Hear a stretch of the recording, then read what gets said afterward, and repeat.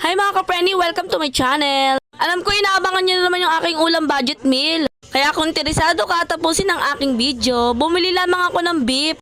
Halagang 118 lamang yan at tiniwa ko na nga ito ng pahaba.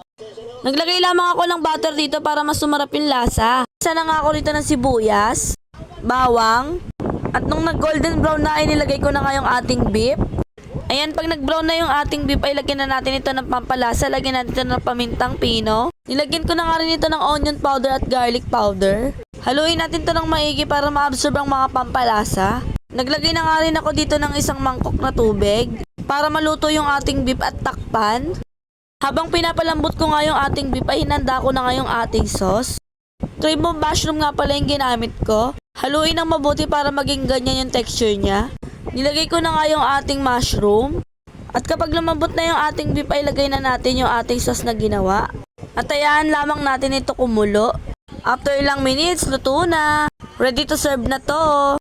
Para naman may design siya ay nilagyan ko na nga ito ng luto na bawang na nabibili sa palengke, 20 pesos lamang ito. Then nilagyan ko na nga ito ng nilaga na itlog. So ayan, diba, ready to eat na. Sana po ay nagustuhan nyo yung aking hinandang recipe. Thank you for watching mga ka-Frenny ko. Babu!